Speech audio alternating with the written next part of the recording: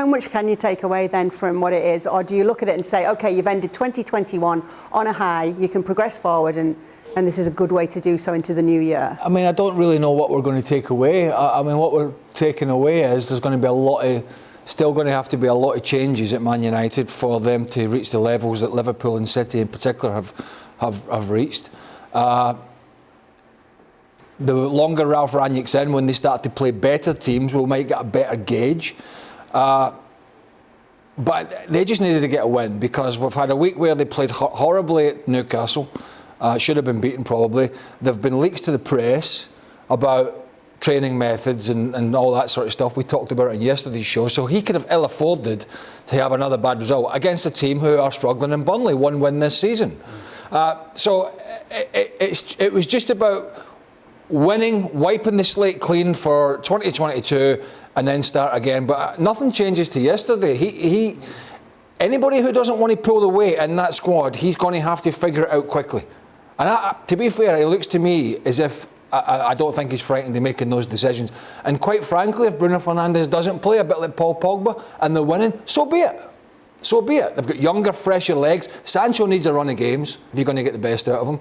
He needs a run of games. And we know Greenwood's a talented player. And at least Cavani up front with Ronaldo, it's not like there's two old guys up front because, yeah, technically there is, but Cavani works hard. And he'll run around and he's a goal scorer. So maybe that's food for thought for Rangnick going forward. Listen, I don't take too much out of Manchester United Burnley any time, any season, under any manager. This just feels a whole lot bigger because of that Newcastle result and because of Norwich before them. So now they've played the three teams in the bottom three in succession. And this one felt, or at least the performance, felt more than it should be because of those struggles before. Rangnick, as Jan's pointed out, now has to coach in-game. And they have a great run of games between now and the City game. The only real test, Steve and I were looking at the schedule, is West Ham. You compare that to Arsenal. Arsenal's next game is home to City, and then they're away to Spurs in the North London derby. That could all of a sudden change everything about how that top four come top seven looks.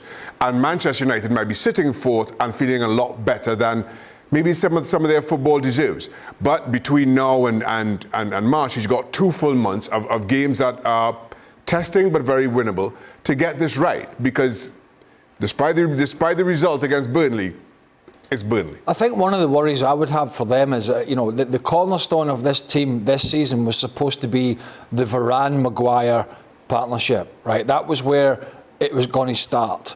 Varane has had a lot of injuries and doesn't look right. And if I was a United fan, I'd worry about Harry Maguire.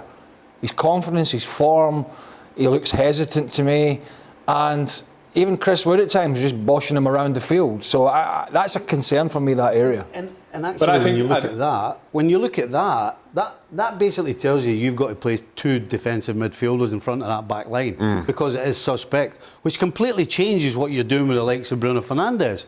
Because if you gamble and play him, then it's another problem defensively. So you have to strike a balance because you certainly can't play one in front of that back four. A last point on this one then, Jan.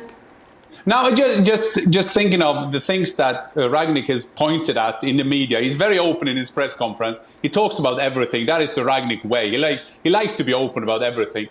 And I think that you saw some of that. That body language was a lot much better today. You saw the players coming out of the tunnel, talking to each other, talking about, at least try to show that we want this Manchester United team to win. And people could say that, well, they should. They're Manchester United. But lately, they haven't been the Manchester United. And there was a lot of focus today on Sir Alex Ferguson having his 80th birthday tomorrow. And if they're going to be at least a bit close to where Sir Alex was, they have to at least have those kind of things and show them in Premier League games. Thanks so much for watching ESPN on YouTube. And for more sports highlights and analysis, be sure to download the ESPN app. And for premium content and live streaming, subscribe to ESPN Plus.